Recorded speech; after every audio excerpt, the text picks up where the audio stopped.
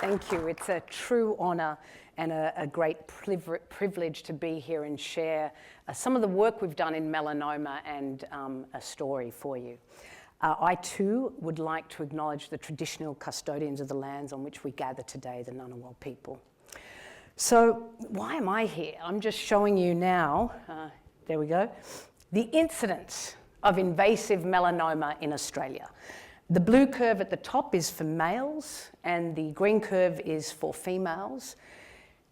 Australia has the highest incidence of melanoma in the world. It is not a rare cancer, so what am I doing here?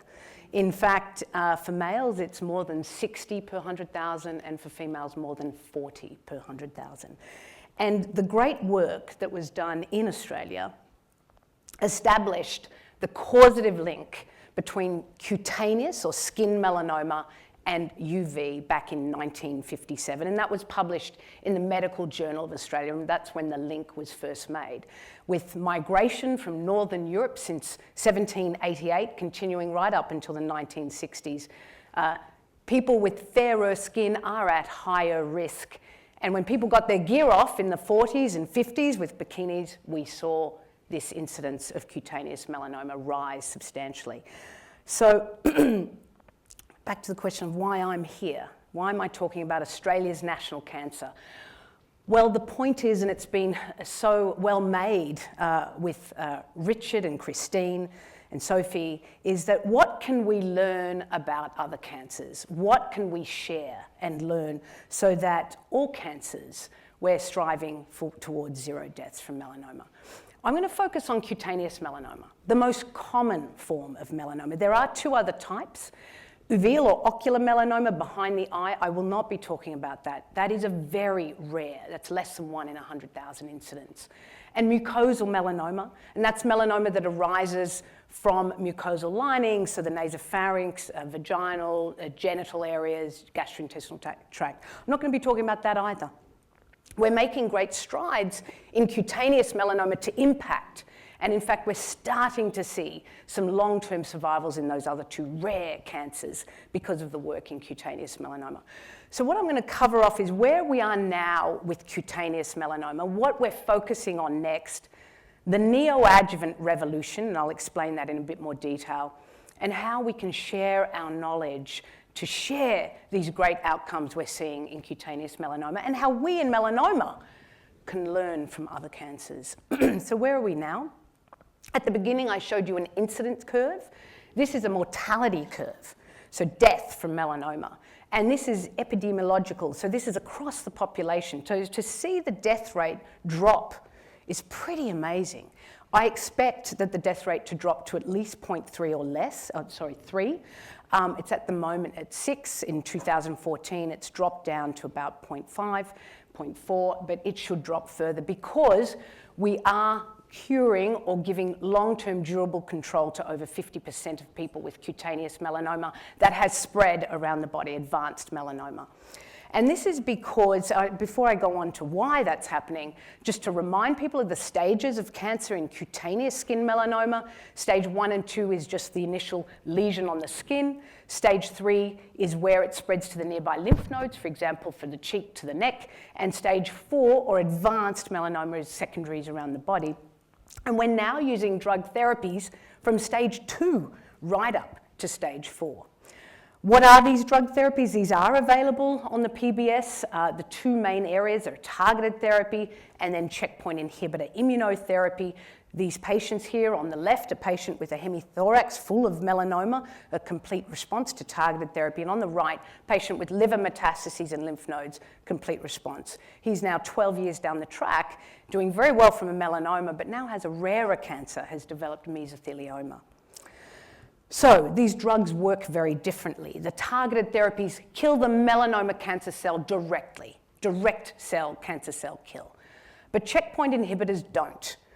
The checkpoint inhibitors activate immune cells, particularly T cells, that then go and kill the cancer cells. So it's a very different way in which you think about this treatment and how it should be administered. Just to show you, I think I've got 3 Kaplan-Meier curves in the whole talk. I promise I won't show too many, but it just demonstrates things really well. One, at the y-axis at the top is where everyone's doing well, starts off well and alive. This is the overall survival in advanced melanoma.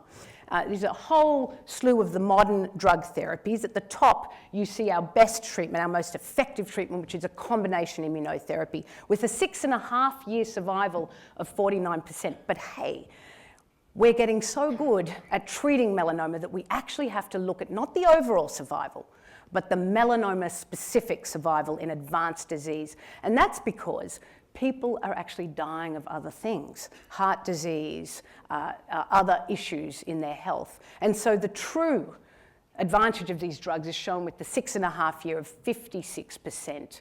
And that's flatlining. People are doing very well long term.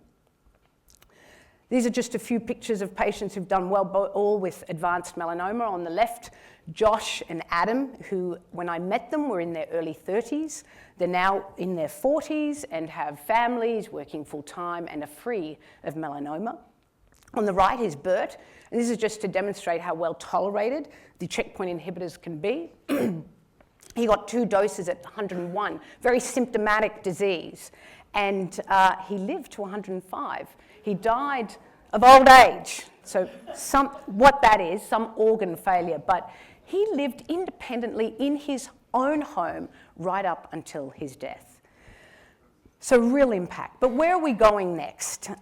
We still have a lot more work to do. This is Adam, who died shortly after he was diagnosed with advanced melanoma, within a few weeks. He had been getting treatment for his stage 3 melanoma, but his melanoma was resistant to all the treatments we had given him. How are we doing that? In brief summary, at Melanoma Institute, we are now trying to select patients like Adam at the get-go and put those patients on clinical trials early. We want to enrich our clinical trials with people who need it. It's important for resources, it's important for the patient to identify those patients early. So using clinical data, so for example, where the melanoma has spread to, using classic genomic data, the DNA and the RNA expression, and then lastly, looking at the geography of the tumor, what we call the microenvironment. And we have a test report for this, which classifies patients into the likelihood of responding to the standard treatments so that we can then put patients into pathways that suit their cancer. And this is applicable across cancers.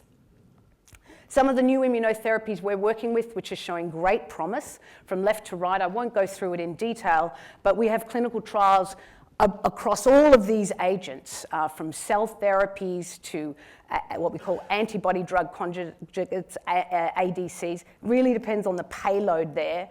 mRNA technology, I have 7 trials open at the moment looking at different products using that technology, not all personalized vaccines, and then what we call bispecific T-cell receptors. But what I'm most excited about is the neoadjuvant revolution.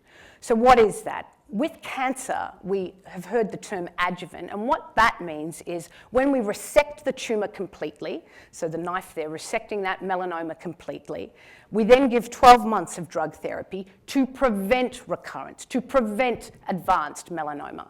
And the idea is, you can see those little red spots, that we can't see those cancer cells on scans. We don't know that they're there, and that by mopping them up, we improve the survival and decrease the recurrence from melanoma. However, what we're doing now is neoadjuvant therapy, where we use 6 weeks of drug therapy and then remove the tumor. Now, neoadjuvant, the concept, before surgery, that's what that means, simply before surgery, is not new. It's used in breast cancer, it's used in esophageal cancer, because it was about organ preservation. That was the goal. But if you look on the left with that curve, that's the mortality rate. Either using neoadjuvant or adjuvant in breast, there is no difference. So you weren't getting a survival benefit by using it before surgery. You were getting an organ preservation benefit. That's not the case in melanoma, and it's not the case with immunotherapy. When you use immunotherapy before you remove the tumor, you train the immune system better against the tumor.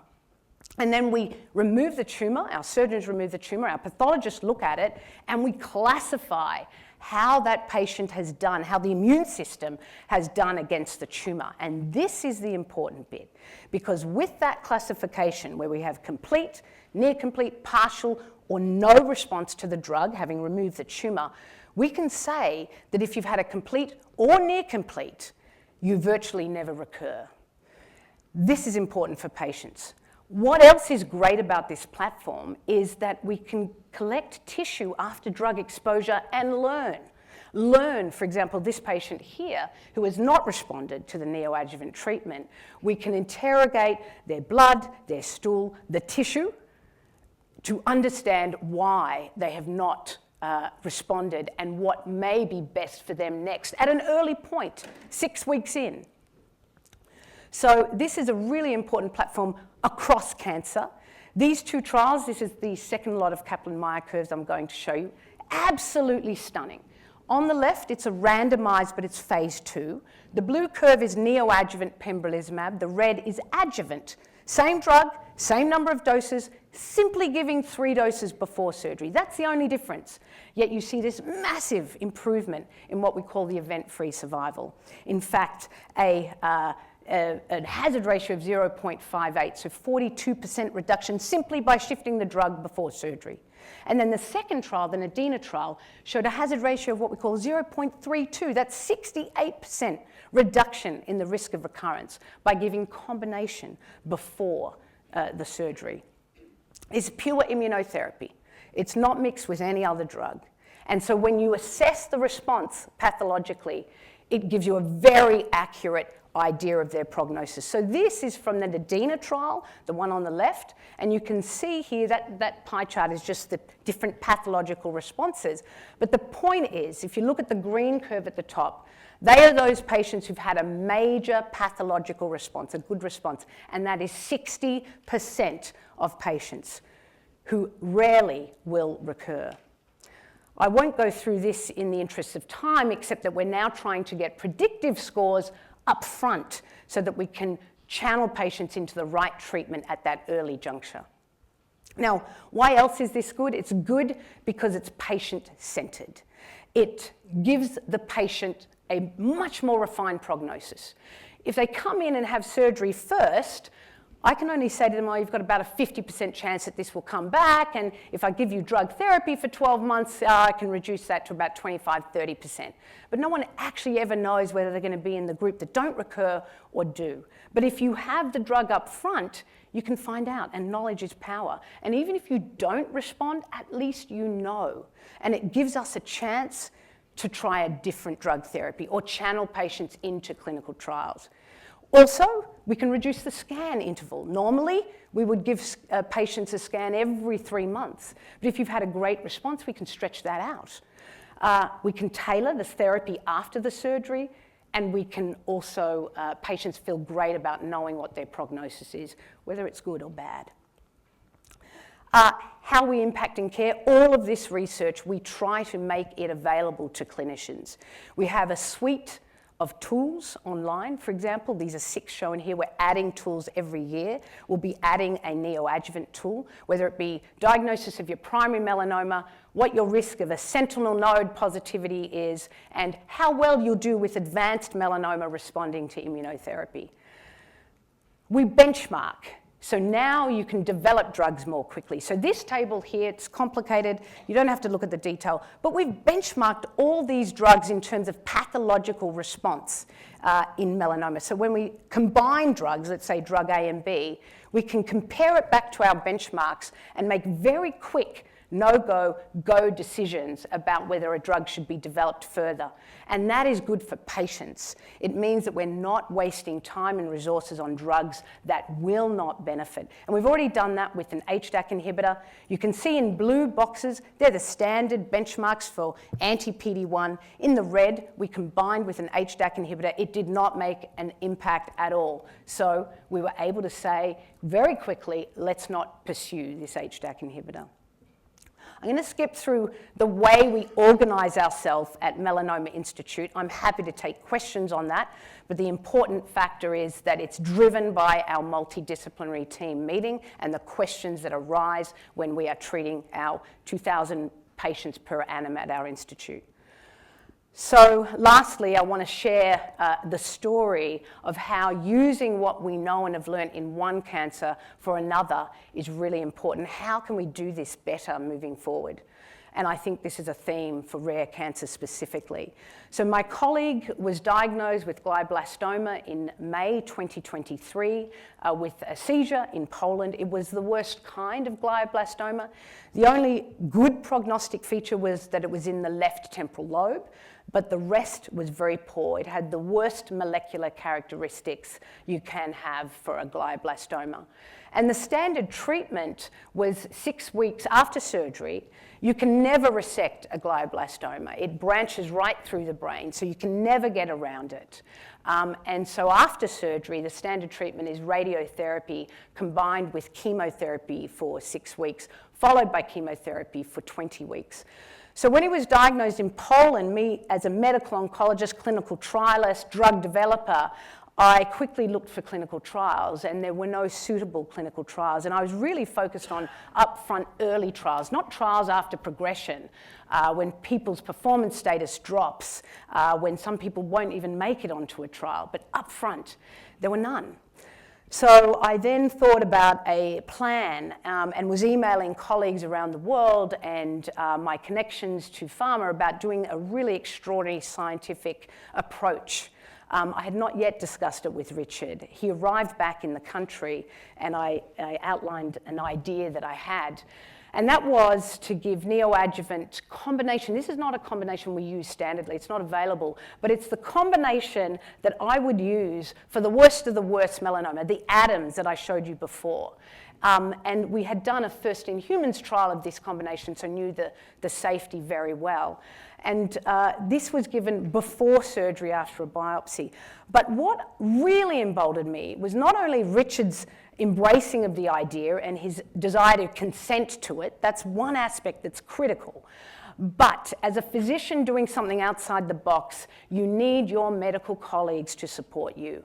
And there were many people who eventually did support this, but the 3 people, in fact more 5 people, who really emboldened this was, in the middle there you can see Brenda Shivalingam, a surgeon. When we were talking about the plan with Richard there, he just arrived back from Poland, she said, as a neurosurgeon who worked in glioblastoma and with me in melanoma for over a decade, I have been waiting for this. So to get that really does make you feel, yeah, if we can do this. Helen Rizos on the left, a scientist. On the Tuesday before Richard arrived, we were interrogating, in fact, I've got a photo of that. This is Tuesday before Richard's back in Australia. We're thinking, and you can see Helen's on the computer, and Dr. Inesh De Silva is a medical oncologist, myself and Nick, you can see her just poking her head that way, is head of Biobank. We were really planning out what we are going to do with the tissue, down to the minutiae, because we knew it was a one shot. It's only one patient, we've got to get the tissue right. And one patient is not enough. We now need to do the clinical trial, which we've been working on. In fact, I've worked with some great neuro-oncologists across Australia and in the US to get a trial up and running. So, and that's the way, that is the way to scientifically show that this is something worth pursuing. One patient's not enough. So what we did is Richard underwent an open biopsy at day -1 there. We then I administered the drug at day +1, sorry. Can't really see with the light, apologies. And then at day 13, Richard underwent a resection to maximal safe resection with Brenda Shivalingam. I have to say Maria Gonzalez is head of clinical trials and clinical services at MIA, and she helped me import some drugs that we needed and helped with the governance, the research governance, so submitting everything to the TGA and making sure all of that was in play. So I want to show you the data from just comparing just the early bit. We've got a lot more data, but I won't go through that, of the baseline and the on-treatment resection specimen. This is just the immunohistochemistry. The top line is looking at immune cells in the tumor. There are virtually none. What you're looking for is the brown dots. So the top row, virtually no brown dots, very few. And that's the tumor microenvironment of a glioblastoma, no immune cells. And then after treatment, you can see this influx of brown dots, particularly what we call CD4 T cells, very important in a tumor like glioblastoma. We've done a whole heap of investigations. The paper's under review. It's actually available. We made it available online on this part of the journey.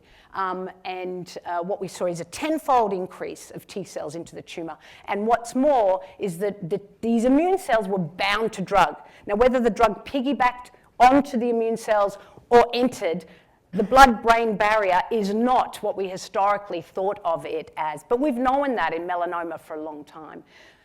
So I just want to finish on this slide. Where are we now? Advanced melanoma, we do have 55% of patients with excellent durable control. Can we say cure? Yes, we probably can. What next? We've got a lot more to do in immuno-oncology, and we have not optimized our current available drugs. There's a whole education piece with that. The neoadjuvant revolution really is benchmarking for across the oncology field, and we do benefit when we share knowledge, and how can we do that better so that melanoma can learn from other cancers and other cancers can learn from melanoma. I'd like to thank patients and their families, but all of those who work in the cancer field, and thank you.